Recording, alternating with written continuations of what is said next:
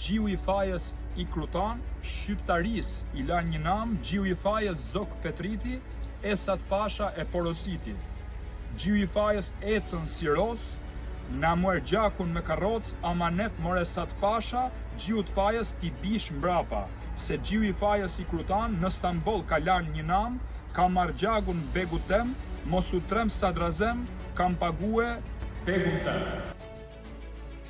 Ju përshëndes gjithëve, ndodhem në Varrezat e Krujës, aty ku prehet një nga figurat më emblematike të Krujës dhe të Shqipërisë. Gjiu i fajës i Merlikës, ose siç njihet shkurt, Gjiu i fajës, ka lindur në vitin 1850, ka vdekur në vitin 1919. Për të ka shumë legjenda.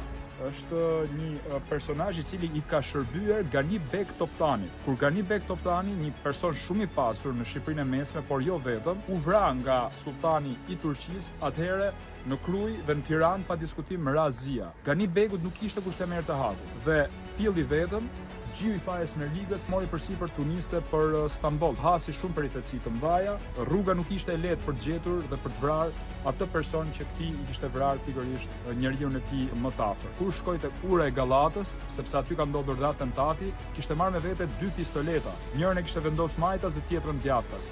Ndaloi karrocën e Sadrazemit dhe kreu vrasin aty. Pas vrasjes, një nga pistoletat e hodhi nga ura e Gallatës poshtë në det dhe pistoletën tjetër e mbajti aty, krijua konfuzion, e morën rojet e Sadrazemit, njerëzit filluan ta godisnin etj dhe kur erdhi policia e portës lart, nxorri pistoletën me cilën nuk kishte kryer vrasjen. Porta e lartë vendosi nëpërmjet gjyqit sepse nuk gjeti prova, burgim përjetshëm dhe më vonë bëri diku te 8-9 vite burg dhe pa diskutim pastaj u kthye në Krujë si një triumfator, si një njeri i jashtëzakonshëm, ka pasur famë shumë të madhe atëherë, rrjedh nga një familje shumë e nderuar e Krujës së Merligës, fisi Merliga, një fis shumë i famshëm Krujë që ka prodhuar gjithmonë njerëz në zë.